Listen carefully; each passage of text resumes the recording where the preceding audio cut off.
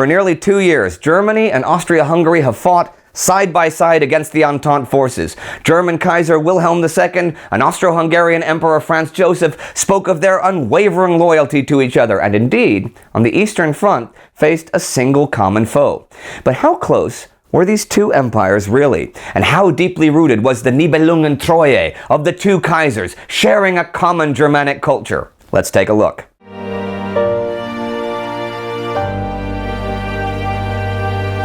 I'm Indy Nidell. Welcome to a Great War special episode about Franz Joseph's hunt and the relations between emperors. To answer my own question, how deeply rooted was this common Germanic culture?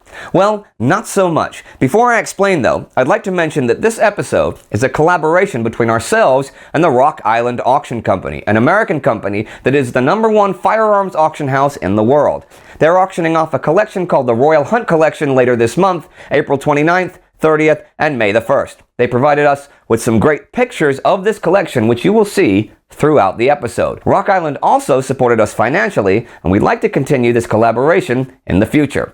Anyway, we thought this was a really good way to talk about the hunt in general and what it meant to Central European politics. I'll give you auction details at the end. So, if you go back from the war more than a generation or two, you'll find that Prussia, before German unification in 1871, was not only a rival of Austria going back to the times of Frederick the Great, but Prussia and Austria had met each other several times on the battlefields of Europe. And after Austria's defeat in the Austro-Prussian War in 1866, the question of who would dominate Central Europe was laid to rest, and you saw a big shift in power in the Germanic states away from Austrian and towards Prussian hegemony.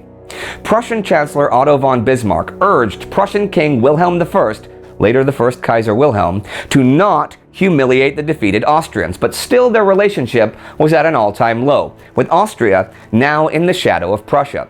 Funnily enough, Bismarck's overriding foreign policy doctrine wasn't concerned with Austria. It was to never break the friendship with Russia under any circumstances. A strong alliance with Austria was kind of out of the question.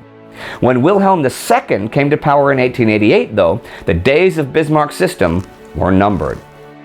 The old chancellor looked with deep concern on the affection the young emperor expressed toward the Austrian royal house of Habsburg, which endangered friendly ties with Russia. Wilhelm had deep feelings for the old heritage of German culture that Austria represented, and Emperor Franz Joseph symbolized the ancient traditions of the Habsburg Empire. Both emperors attached great importance to the military glory of their nations, and the Austrian royalty initially shared Wilhelm's affection and looked forward to new approaches from Berlin that might strengthen their political relationship.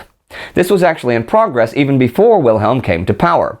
In 1882, for example, Franz Joseph invited Wilhelm to one of his famous hunts. This invitation was enthusiastically received. Now, throughout his life, Franz Joseph was a keen hunter and was much more relaxed and comfortable during the hunting trips than he often was at court. He made repeated requests that no particular importance should be attached to his person. It was a sport among equals. Well, highly noble, male equals. But of course it wasn't just for sport. During his famous journey to St. Petersburg in 1874, he met the Prince of Wales and the Russian Crown Prince on the vast hunting grounds near the capital to talk politics. And while secret diplomatic talks were taking place, the international press hailed Franz Joseph for shooting a bear between the eyes at 75 meters. On the 1882 trip, Wilhelm met the Austrian royal family, including the Crown Prince, Archduke Rudolph. On the surface, they projected the image of two young nobles sharing a deep fraternal friendship, but in reality, there were great differences between the two. Rudolph hated the reactionary, militaristic Prussian ideals, and knew very well Austria was just the junior partner in the Zweibund. Restrained, intellectual, and liberal thinking, he rejected Wilhelm's chauvinistic attitude and competitive speeches during the hunt, and feared that once the time would come when Europe sinks to ruins and Austria and Germany would drown in blood. It also didn't help that Wilhelm was very good at making himself disliked. He openly described the Habsburg Empire as rotten and that its downfall was inevitable. Rudolph had this to say about Wilhelm from the winter hunt of 1886 and 1887. He did not speak very respectfully about our emperor, very detrimental about me. He says he likes hunting with us. We are all very pleasant people, but useless, effete Sybarites who are no longer viable. In politics, he says, there is no sympathy. You might think that this sounds at odds with the Wilhelm I described before, but it's not. Wilhelm had the remarkable ability to alienate everybody by making what he thought were compliments. He did love the Germanic and Austrian culture. So he said things like, "How I love the German part of your empire. I can't wait until the rest collapses and the right can absorb it." He didn't realize how much affront trying to be a friend and at the same time a chauvinistic emperor caused others. He did this all the time. But I'd like to talk about the hunt for a minute. From 1882 on, a group of prominent men met in mid-October in Styria. These included the Grand Duke of Tuscany, the Graf of Meran, House Esterhazy, and Wilhelm. They discussed the political situation in Europe while admiring the antlers of Franz Joseph's trophies proudly on display. They hunted specially imported game from France and England on the massive royal estates and held a ball in the evening. It was all part of an old tradition, with the hunt symbolic as a place of relaxation away from the busy affairs of the day. Europe had indeed changed greatly, but the noble houses still maintained their hunting grounds and kept the sport exclusive to their society. But politics was always on the agenda. This, for example, was a time when Serbs and Bulgarians were quarreling over their borders, and of course, this was much discussed.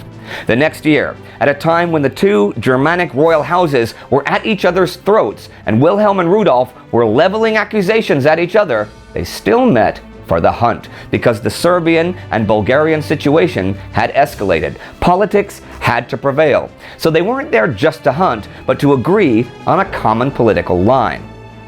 The hunt was not just a place for personal and political retreat, though. It was also a place of scandal, such as that which would lead to Rudolph's demise. Now, women weren't technically allowed on the hunt, but it didn't keep certain ladies from the company of the men.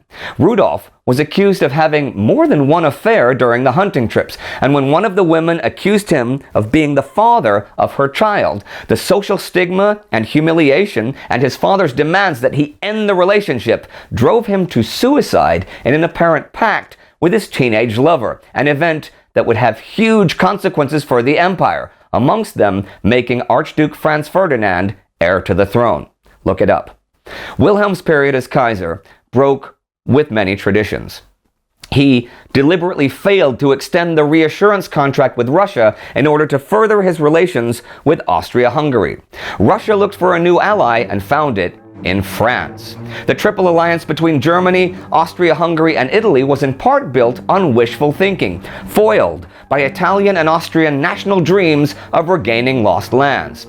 So the German Empire finally found in Austria-Hungary an ally whose domestic problems would ultimately be the breaking point for war.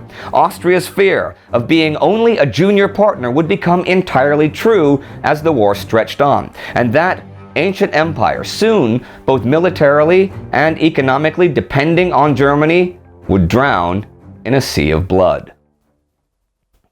We hope you liked the different perspective and angle of this episode, and if you want to see some of the hunting trophies from those trips in Austria and many more historical firearms and items not just related to World War I, be sure to check out their upcoming auction right here. Maybe you'll find something awesome for your collection. And let us know what you think about our collaboration and what items from their collection you find interesting. Don't forget to subscribe. See you next time.